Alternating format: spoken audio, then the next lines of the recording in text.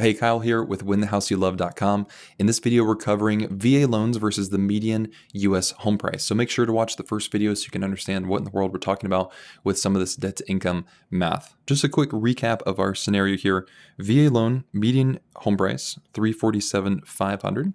We're going to use a 3% rate, the minimum down, which is 0%, 1.1% property taxes, 0.35% insurance, and $500 per month in debt. And we're going to assume this is like a car loan or maybe you have a credit card payment in there as well. Okay, so VA is completely different than the other types of loans because it's not just the debt to income ratio. They use a figure that they call residual income. And residual income is actually, I think, one of the better indicators of seeing if somebody can pay back a loan than debt to income, because residual income looks at the net income, so after-tax income, also looks at what is the family size, what is the location that somebody is in, and also what is the potential utility cost of that home as well. And so it's a little bit more inclusive than just debt-to-income ratio. So residual income is going to look at the net income, and we're going to assume we have a family of 3 in the Midwest, including ourselves. So it's 0% down, so no down payment here. If we turn these into a monthly figure, principal and interest is $1,498 per month. Now, VA has what they call a funding fee of 2.3% for the first time usage of a non-disabled veteran. And so, again, we're going to have to pay for that funding fee within the monthly payment. So it's something we need to keep in mind.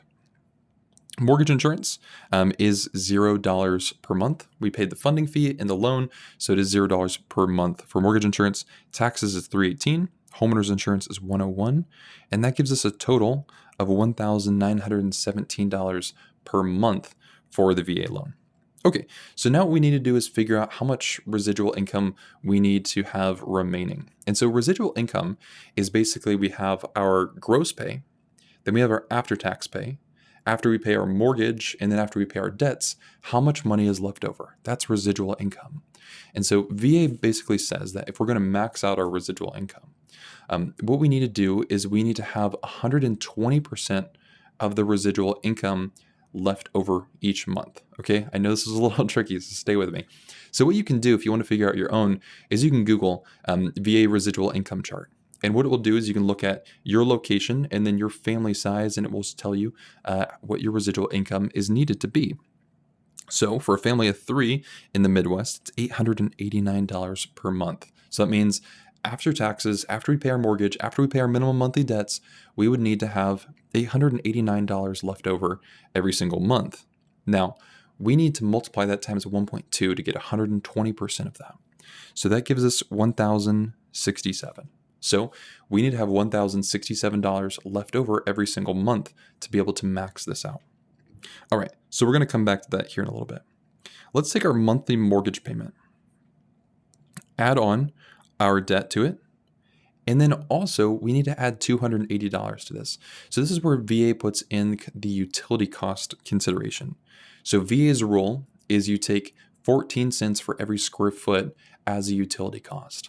So I'm going to assume we have a 2,000 square foot house, so that's $280 per month in an estimated utility cost according to VA guidelines. So if we add all these together, that's $2,697 per month in total monthly debt obligation payments that we have. Okay, so we then take that number, and remember, residual income means we paid all of that and we have money left over. So if we take this plus our residual income, that gives us $3,764 per month as the minimum net income needed for this VA loan. Okay, so now we need to figure out the before tax income. So to do that, we take this and we divide it by 0.8. That gives us 4,705.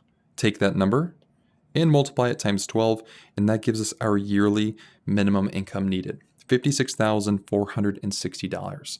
So that's how much income is needed as a bare minimum to qualify for the median US home price with a VA loan. So if you're wanting to learn more about can you qualify for a VA loan, go ahead and look at this video over here. It's going to show you all the ins and outs of what will work for you with a VA loan.